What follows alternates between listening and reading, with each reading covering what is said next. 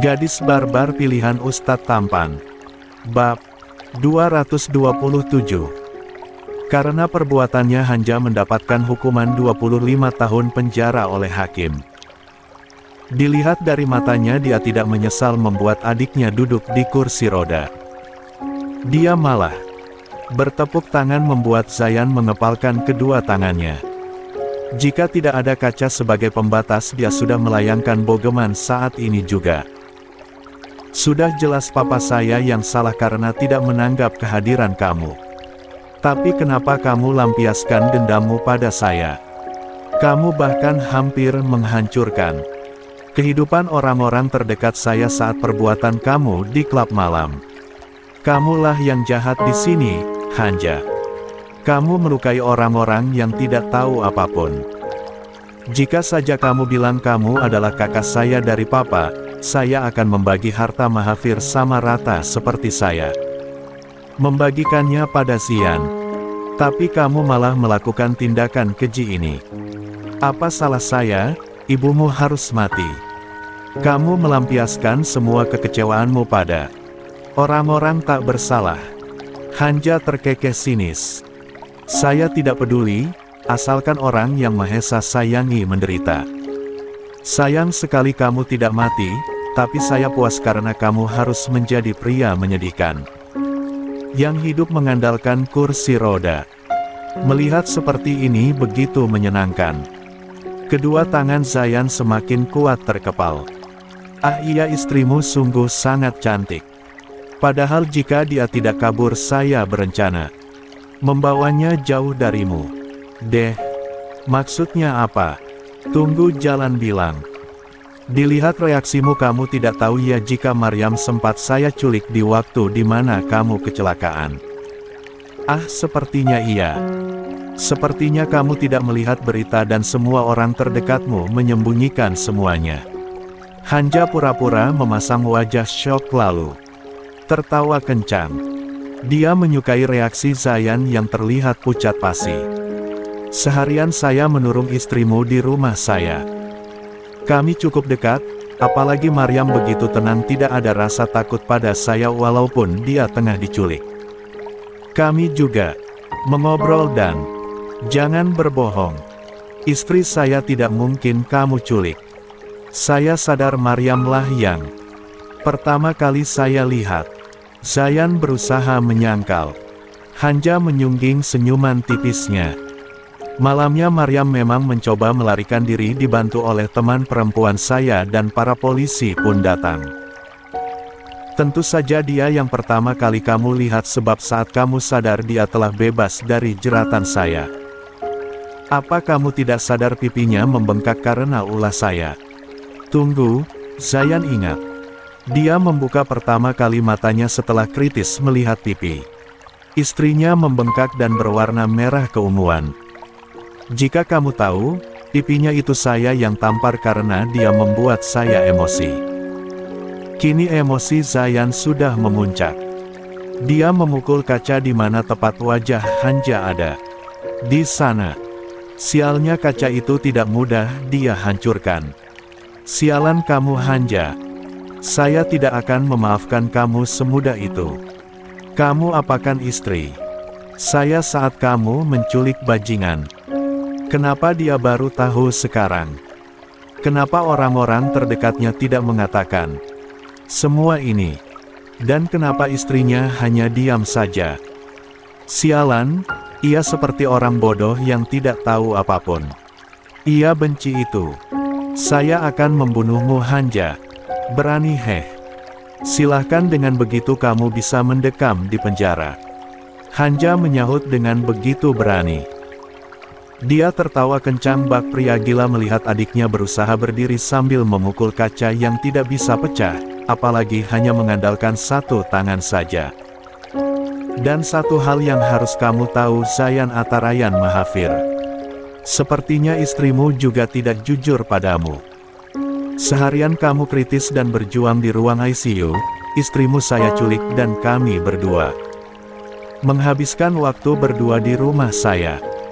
Apa kamu tidak peka apa yang kami berdua lakukan selama di rumah itu? Tentu saja saya menyentuh istrimu. Saya melakukan hal yang ayah bajinganmu telah lakukan pada ibu saya dulu. Kami benar-benar saling memuaskan satu sama lain, Zayan. Hahaha. Mungkin saja nanti Maryam akan mengandung anak saya, sebab kamu hanya pria bodoh sekarang yang telah lumpuh mana mungkin bisa membuat Maryam mengandung. Betapa mirisnya hidup kamu, Zayan. Brak. Kaca itu benar-benar retak. Langsung saja Zayan menarik leher Hanja yang terkejut. Kamu bohongkan. Sialan beraninya mulut busukmu itu mencoba menipu saya. Para petugas yang mendengar keributan di dalam pun segera masuk dengan cepat. Mereka syok melihat kekacauan yang terjadi, di mana Zayan memukul abis wajah Hanja dengan satu tangannya hingga darah keluar di hidungnya dengan sangat banyak. Hahaha, saya tidak bohong, Zayan. Kami berdua memang melakukannya. Ikhlaskan saja, jika Maryam hamil berarti itu anak saya. Karena sekarang kamu tidak akan bisa memberikan keturunan di rahim Maryam karena kamu lumpuh. Tentu saja perkataan Hanja hanyalah kebohongan, dia ingin membuat Zayan semakin hancur. Entahlah hatinya menginginkan anak sah keturunan Mahesa.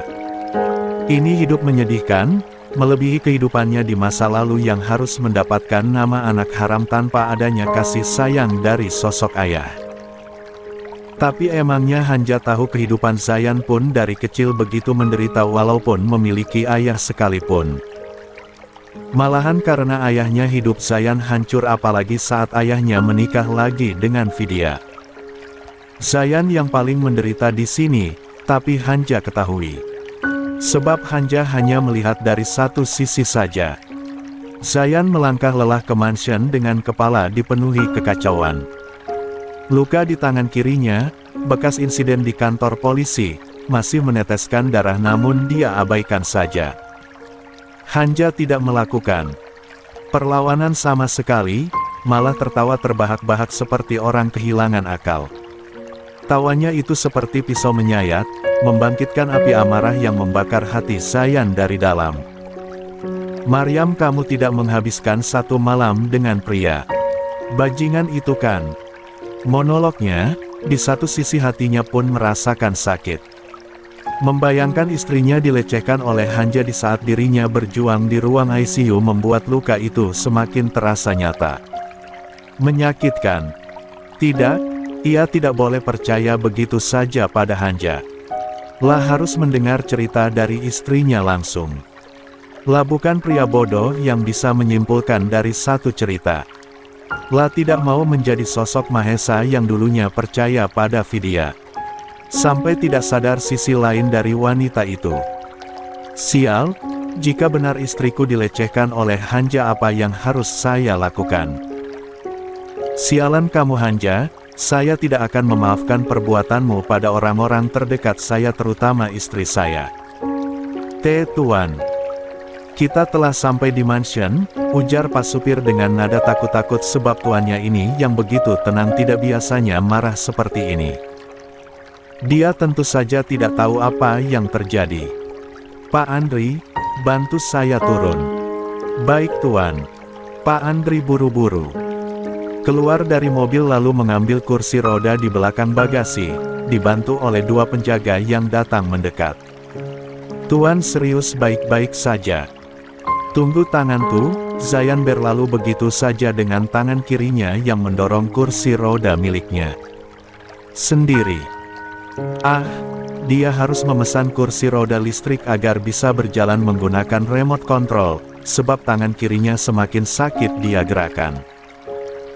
Mungkin ada patahan di bagian tulang di jari tengahnya disebabkan dia memecahkan pembatas kaca beberapa menit lalu. Masuk ke mansion, Zayan disuguhkan para maid yang sedang bertugas membersihkan sekitar. Pandangannya tertuju pada sosok perempuan bergamis krim tengah duduk di dekat jendela, tengah membaca buku ditemani secangkir teh hangat. Apa Tuan membutuhkan sesuatu? Tanya salah satu maid datang mendekat. Zayan menggeleng, mulai mendekati istrinya yang sepertinya tidak sadar akan keberadaannya. Sayang, Maryam seketika menatap ke asal suara, tidak lagi fokus pada bacaannya. Kamu kemana aja Mas? Aku khawatir sejak tadi saat Bibi bilang kamu pergi keluar karena ada urusan penting. Aku perlu bicara di kamar kita, bisa? Dia mengerjap bingung, kenapa? Dari wajah suaminya yang nampak muram dan auranya begitu gelap membuat perasaannya tidak nyaman. Apalagi nada bicaranya yang terdengar rendah, dia tahu suasana suaminya sedang tidak baik-baik saja. Apa yang terjadi selama suaminya pergi keluar? Kamu menyembunyikan sesuatu selama seminggu ini dariku. Sekarang aku butuh penjelasan. Katanya yang sejujurnya tanpa ada sedikit pun yang kamu tutup-tutupi. Pinta Zayan mengeluarkan suara setelah mereka berada di kamar, dan pintu pun ditutup hingga tidak ada yang mengganggu obrolan mereka berdua. Jantung Maryam berdegup kencang, apa masalah dirinya diculik saat itu? Tunggu, suaminya tahu dari mana? Mas maafkan aku, seharusnya aku jujur sejak awal. Tapi aku tidak mau membuatmu khawatir karena itu aku nggak jujur, apalagi kondisi kamu membuatku tidak mau mengatakannya. Apa saja yang pria itu lakukan padamu saat kamu diculik olehnya? Suaranya merendah, namun mampu membuat Maryam sedikit takut pada suaminya ini. Bahkan kini dia tidak berani menatap mata hitamnya itu. Dengan suara bergetar akhirnya dia menjawab. Dia sempat melihat rambutku Mas. Dia menamparku karena aku tidak mematuhi perkataannya, dan kami mengobrol berdua. Namun aku tahu batas, aku berusaha menjaga jarak dengannya, jujurnya. Hanya itu. Zayan menatap dalam wajah istrinya yang masih menunduk. Iya, kamu tidak mendapatkan pelecehan dari pria bajingan itu. Maryam seketika mendongak dengan mata membulat, dia menggeleng dengan cepat. Tidak Mas. Hanja memang sempat ingin menciumku saat aku tertidur di kamarnya, tapi aku dengan cepat terbangun dan langsung memukulnya, setelah itu mengurungnya di kamarnya sendiri, lalu aku melarikan diri dibantu oleh teman Hanja. Zayan percaya, terlihat ada kejujuran di mata istrinya. Hampir saja dia salah paham. Hanja sialan, dia berbohong padaku, desisnya pelan. Mas tahu dari mana aku diculik? Dari sosial media kah? Aku pergi untuk bertemu dengan Hanja. Di sana dia mengatakan jika dia melecehkan kamu. Bahkan dia meyakinkan kamu akan hamil anaknya. Mata Maryam melebar mendengarnya. Dia seketika mendekati suaminya dan menggenggam erat tangannya.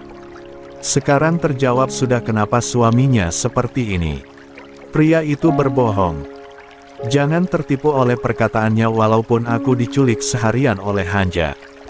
Demi Allah, aku berusaha melindungi diriku sendiri dan kejadian seperti itu tidak terjadi, Mas. Jikapun terjadi, betapa hancurnya aku saat itu. Tapi lihat aku baik-baik saja. Jangan percaya pada perkataannya, tolong percaya sama aku Mas. Zayan mengangguk kuat, menghapus air mata istrinya yang turun membasahi pipinya. Jangan menangis. Aku hanya percaya pada Tuhan dan kamu, sayang. Makanya aku meminta penjelasan darimu walaupun jujur saja aku hampir termakan oleh perkataan Hanja.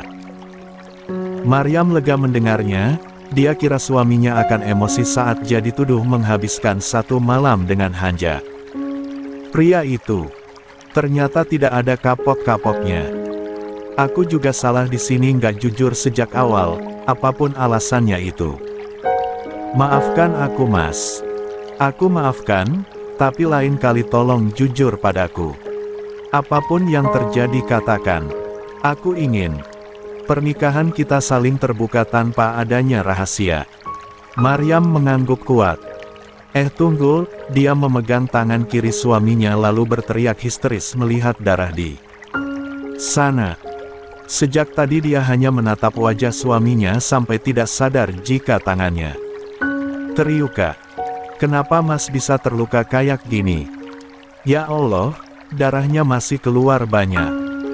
Zayan terkekeh, dia tidak merasa sakit apapun malah bahagia sebab perasaan takutnya kini lenyap. Hanja berbohong, pria sialan itu benar-benar. Dia begitu membencinya. Aku akan cari obat P3K dulu.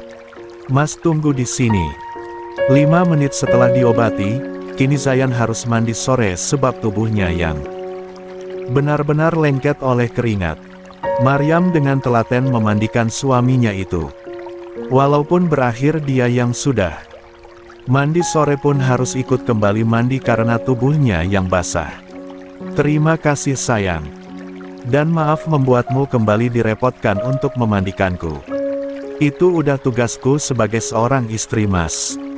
Aku kan mendapatkan pahala karena membantu kamu, Mas. Zayan memberikan kecupan di bibir istrinya lalu menggesekkan hidung mereka berdua. Aku bahagia takdir hidupku Allah gariskan bersamamu, sayang. Maryam tertawa geli. Aku juga Mas. Selalu jadi Mas Zayan yang aku kenal. Apapun ujian hidup yang Allah berikan untuk kita, kita harus bersama-sama melakukannya sampai tua. Menanti. Sampai hembusan napas terakhir sayang, ujar Zayan menatap senja di jendela kamarnya yang terbuka. Untuk hari ini, Zayan benar-benar merasakan apa itu arti bahagia. Apalagi, kebahagiaannya ini selalu datang di saat ada Maryam di sisinya. Istrinya ini adalah mataharinya, ia begitu beruntung memilikinya. Entahlah, tapi akhir-akhir ini Maryam begitu tak nyaman pada perutnya. Dia selalu pergi ke kamar mandi hanya untuk memuntahkan cairan bening saja. Untuk makan pun rasanya tidak nafsu. Maryam sungguh tidak tahu apa yang terjadi padanya, apa ada masalah dengan sistem pencernaannya. Tapi di akhir-akhir ini rutin memakan makanan bervitamin mengikuti makanan yang suaminya makan. Sayang kamu muntah lagi. Zayan membuka pintu kamar mandi, menatap istrinya yang duduk di atas wastafel sambil mengusap perutnya dengan wajah pucat pasi. Lia Mas, cuman lagi-lagi yang keluar hanya cairan bening aja. Masuk angin kah? Aku juga gak tahu Mas. Tapi perutku mual banget, aku juga gak nafsu makan lagi. Apalagi kalau cium aroma tubuh Mas bawaannya pengen muntah. Maafkan aku Mas, aku juga gak tahu sama keadaanku ini. Zayan seketika mencium aroma tubuhnya. Apa yang salah? Dia tidak bau badan. Malahan wangi parfum yang biasanya dia pakai. Mau aku panggilan dokter? Wajah kamu pucat banget sayang. Mas khawatir. Nggak usah, aku hanya mual nanti juga sembuh. Mungkin karena aku kelelahan. Zayan menarik istrinya untuk duduk di pangkuannya. Lalu dia menekan tombol yang membuat kursi rodanya berjalan, menjauh dari kamar mandi, menuju sofa. Aku khawatir sayang, aku akan panggilkan dokter sekarang. Terserah deh, kepalaku juga pusing banget, keluhnya. Membuat Zayan menggunakan tangan kirinya memijat kening sang istri. Enak, pakai tenaga dikit-dikit Mas. Sekarang gimana? Maryam mengangguk, namun tak lama kemudian dia mual mula kembali. Buru-buru pergi ke kamar mandi lagi dan kembali muntah-muntah. Zayan ikut panik melihatnya. Muntah istrinya kali ini terlalu sering dibandingkan kemarin yang hanya sekali saja. Dia mengambil ponsel lalu menghubungi dokter pribadinya yang serba tahu dalam dunia medis. Tunggu, tidak mungkin kan istriku hamil? Tiba-tiba dia teringat Yulia yang dulu ketika mengandung Hasan dan Hussein dia tahu jika temannya itu sering mual-mual. Jantungnya berdebar kencang memikirkan jika benar istrinya mengandung anaknya. Masih ada harapan kan?